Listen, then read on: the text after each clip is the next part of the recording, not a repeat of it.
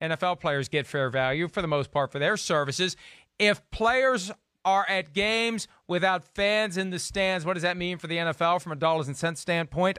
Forbes had an item recently pegging the number at $5.5 billion in losses, far more than I thought for the NFL. 38% of the total revenue gone when you take into account tickets and suites and parking and concessions and everything that goes around. All of them. You know, you go to a game and it's $20 for this and $30 for this and $50 for this, and all that money flows into the NFL coffers. That's why you're looking at $5.5 billion, Chris, if they have empty stadiums, which tells me at a minimum they're going to find a way to get some people into the stadiums. And in the states where they say, fine by us, if people know the risks of the coronavirus and they want to come to the game, let them fill the stadium up. I guarantee you there's going to be states where they say, hey, you know the risk. Go ahead to the game if you want to go to the game.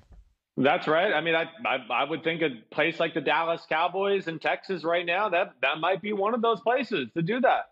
You know, and, you know, again, yeah, you know, the money for the suites and the concessions and the parking, it's huge.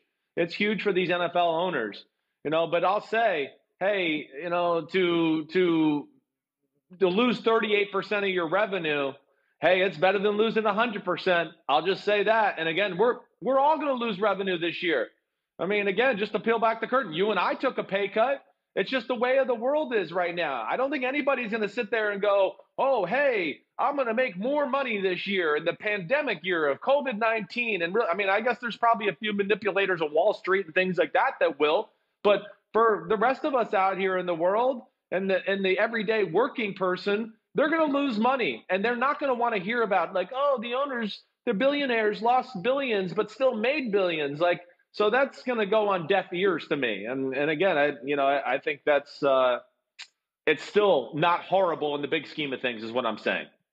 The broader goal for the NFL is going to be to make every penny that they can. And because here's the thing, the players are getting their money. The impact on the players would come next year in the form of a reduced salary cap. If that even happens, the teams are going to have an incentive to keep the salary cap high. They've got salary commitments into next year. One dynamic, though, and I don't want to get too deep into the weeds. We have the story at PFT as to where the push and pull may lie between the league and the union if there's no season at all. And it's academic at this point because there will be a season, I believe. But let's say they think there's going to be a season with sharply reduced revenues because fans won't be at games. I think we could see a greater inclination to dump that veteran who's making $7 million and to roll the dice with a fifth-round rookie because, hey, you know what? We got to reshuffle the budget here a little bit. And that guy that, you know, there isn't that much of a difference after training camp, whatever training camp they have. I think we're comfortable with this fifth-round rookie, and we could save $6-7 million by going in that direction. And I think those considerations, regardless of whether or not, you know, we get to this point of players getting full pay, and they will get full pay under their contracts, but we could see more contracts ripped up before week one by teams that recognize we need to save some cash.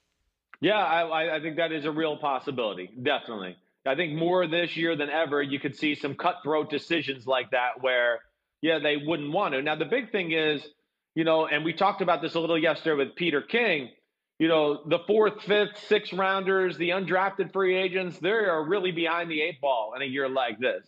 You know, Adam Thielen made that comment. He doesn't know if he'd make a team now at this day and age with the way things are going.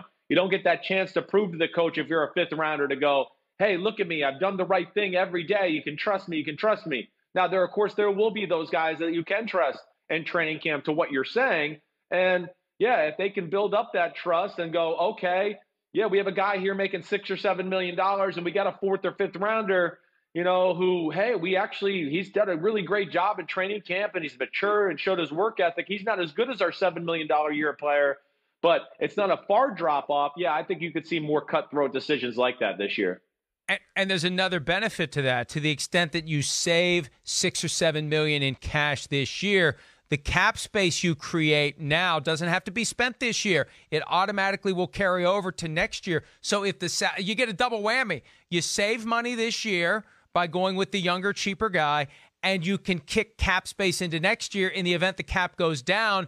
you've got some flexibility because you've got that extra $6 or $7 million you can throw onto the pile, so you don't have to maybe cut somebody you really want to keep. So I think this is going to be a real dynamic, and it benefits the veterans to have no offseason program. It benefits the veterans to have a limited training camp. You don't want those young guys to prove themselves this year. This is the worst year for a young guy to come in and show he can get it done, because it's more likely the more expensive veteran is going to get the heave-ho. So the team that is looking at games with no fans in the stands or limited fans in the stands can save some money. Hi, I'm Mike Tirico, and thanks for watching. Make sure to hit subscribe for the latest news and highlights from NBC Sports.